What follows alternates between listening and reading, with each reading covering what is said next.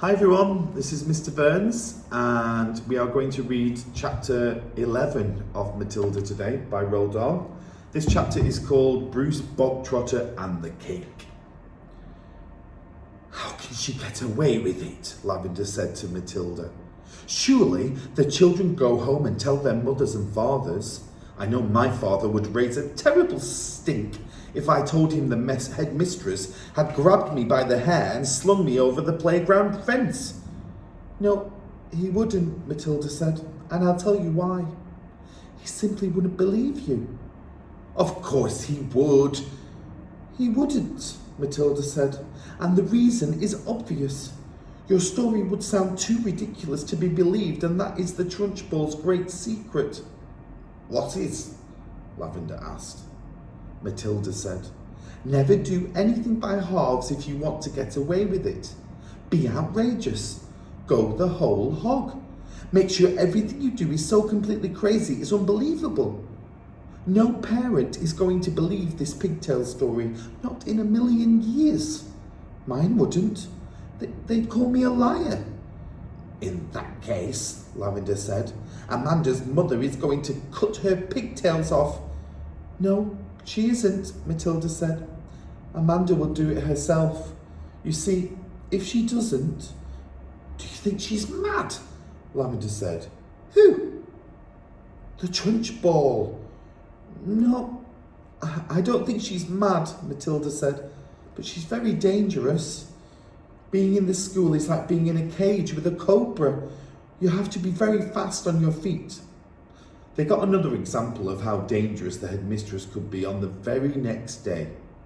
During lunch, an announcement was made that the whole school would go into the assembly hall and be seated as soon as the meal was over. When all the 250 or so boys and girls were settled down in assembly, the Trunchbull marched onto her platform. None of the other teachers came in with her. She was carrying a riding crop in her right hand.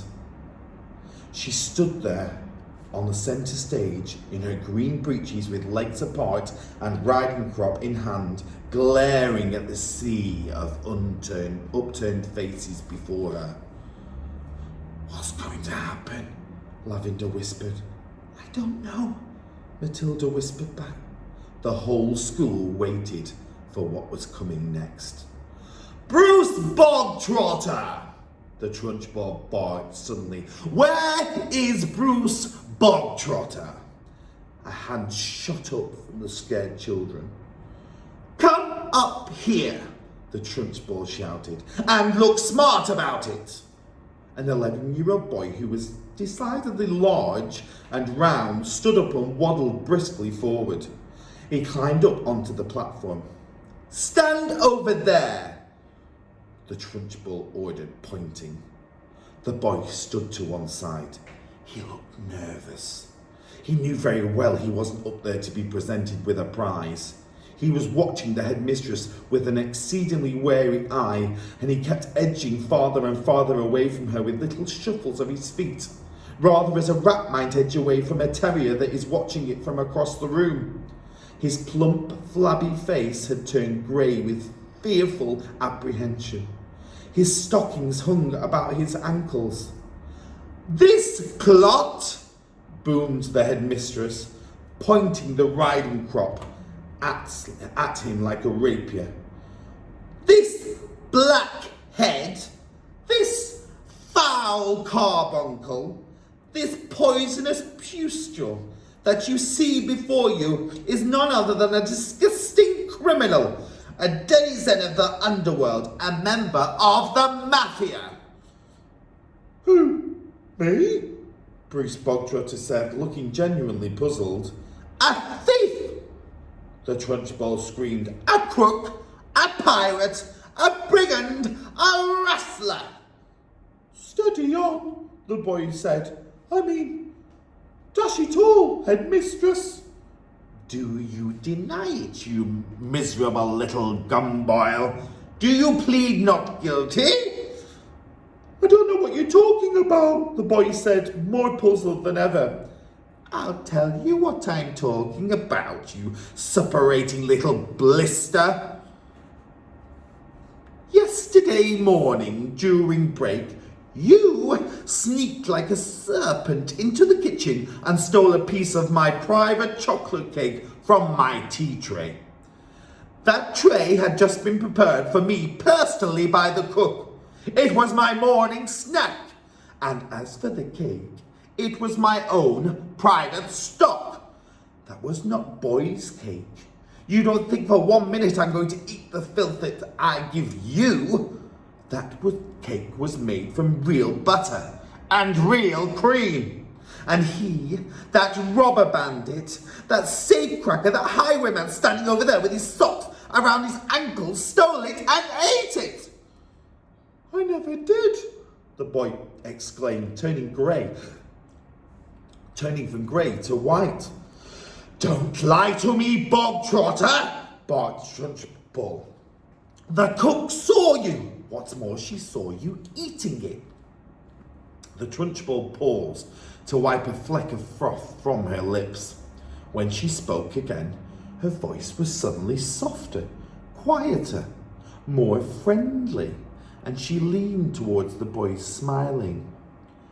You like my little special chocolate cake, don't you, Bog Trotter? It's rich and delicious, isn't it, Bog Trotter?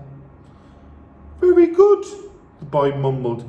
The words were out before he could stop himself. You're right, the Trunchbull said. It is very good. Therefore, I think you should congratulate the cook. When a gentleman has had a particular good meal, Bog Trotter, he always sends his compliments to the chef. You didn't know that, did you, Bog Trotter? But those who inhabit the criminal underworld are not noted for their good manners. The boy remained silent. Cook! The Trunchbull shouted, turning her head towards the door. Come here, cook! Bog Trotter wishes to tell you how good your chocolate cake is. The cook, a tall, shriveled female who looked as though all of her body juices had been dried out of her long ago in a hot oven, walked onto the platform wearing a dirty white apron. Her entrance had clearly been arranged beforehand by the headmistress. Now then, Bog Trotter, the Trunchbull said, tell cook what you think of her chocolate cake. Very good, the boy said. You could see he was now beginning to wonder what all this was leading up to. The only thing he knew for certain was that the law forbade the Trunchbull to hit him with the riding crop that she kept smacking against her thigh. That was some comfort, but not much, because the Trunchbull was totally unpredictable. One never knew what she was going to do next. There you are, cook, the Trunchbull cried. Bog Trotter likes your cake. He adores your cake. Do you have any more cake you could give him? I do indeed, the cook said. She seemed to have learnt her lines by heart.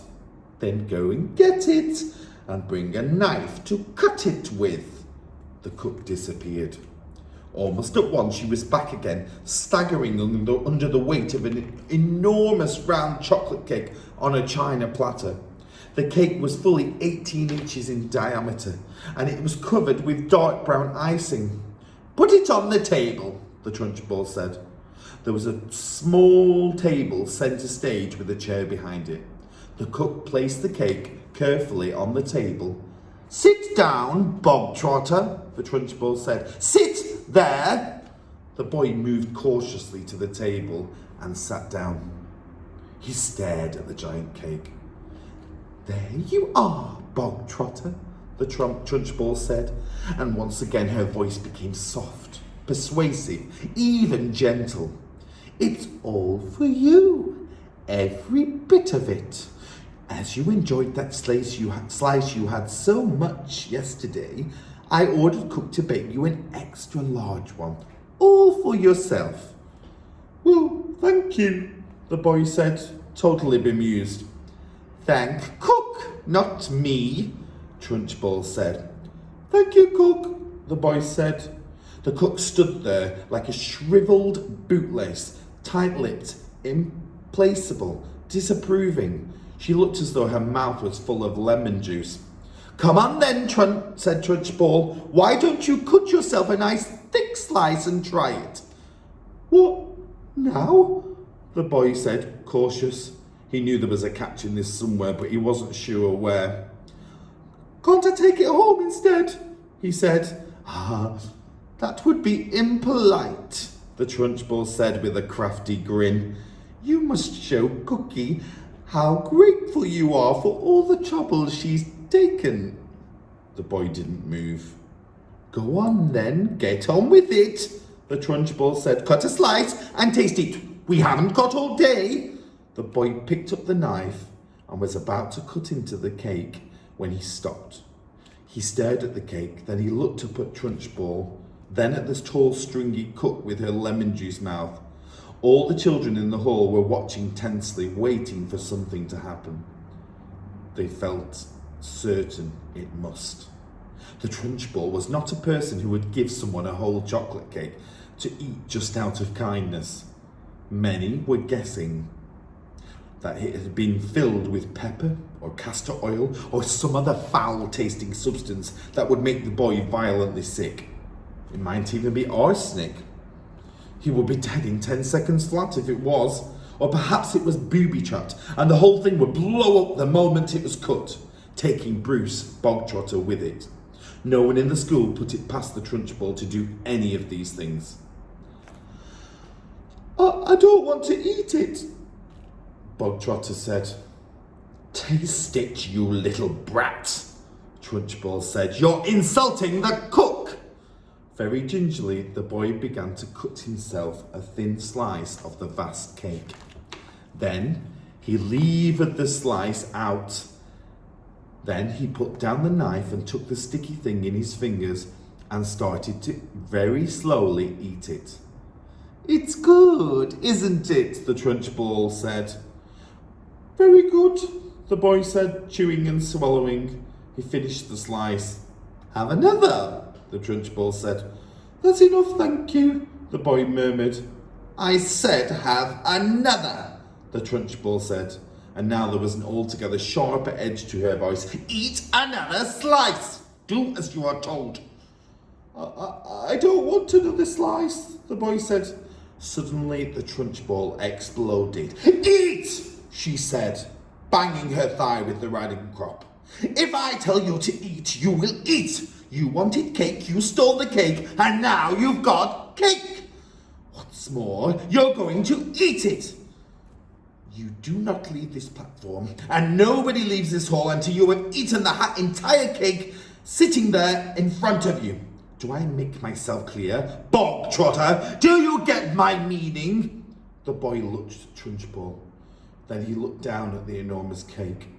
"Eat, eat, eat!" the Trunchbull was yelling. Very slowly, the boy cut himself another slice and began to eat it. Matilda was fascinated. "Do you think he can do it?" she whispered to Lavender. "No," Lavender whispered back. "It's impossible. He'd be sick before he was halfway through." The boy kept going. When he had finished the second slice, he looked at Trunchbull, hesitating. "Eat!" she shouted.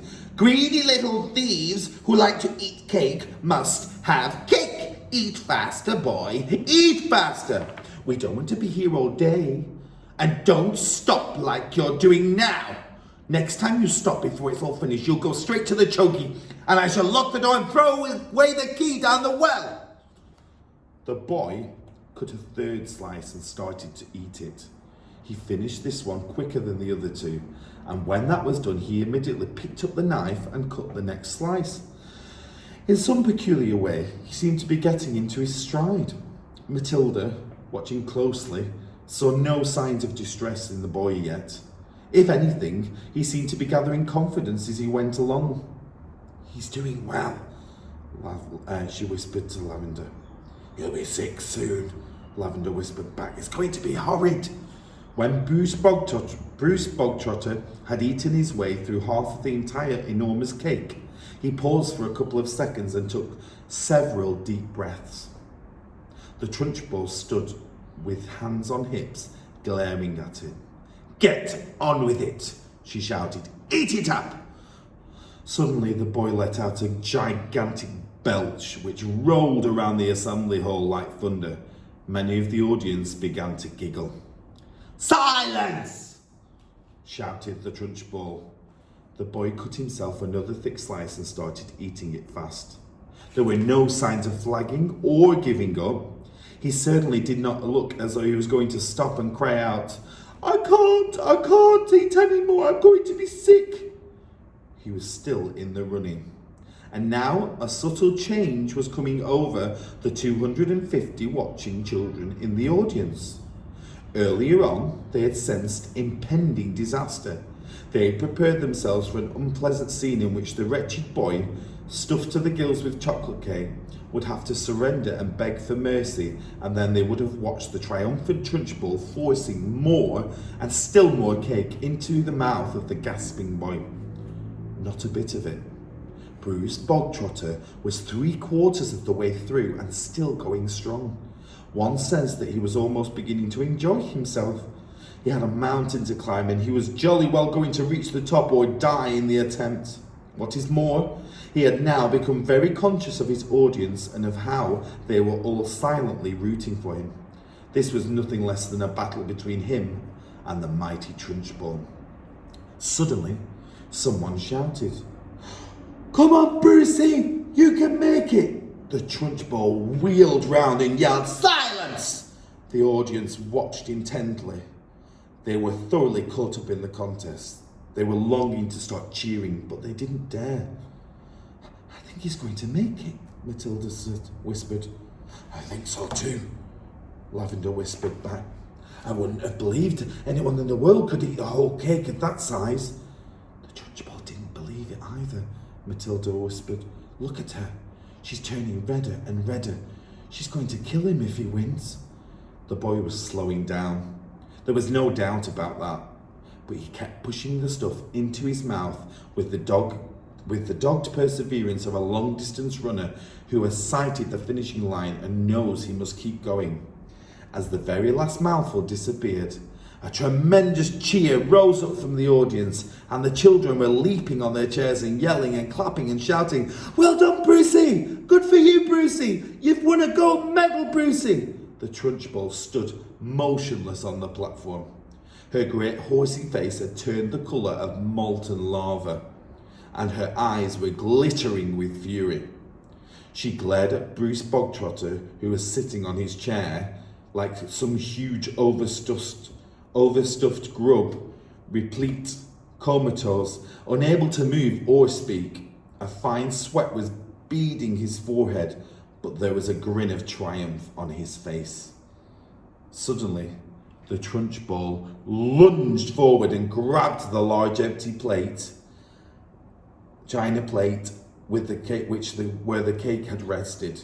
She raised it high in the air and brought it down with a crash, right on the top of the wretched Bruce Bogtrotter's head, and pieces flew all over the platform. The boy by now was so full of cake, he was like a sack full of wet cement, and you couldn't have hurt him with a sledgehammer. He simply shook his head a few times and went on grinning. Go to blazes! The Trunchbull screamed the Trunchbull, and she marched off the platform, followed closely by the cook. And that's the end of chapter 11. Check in tomorrow for chapter 12.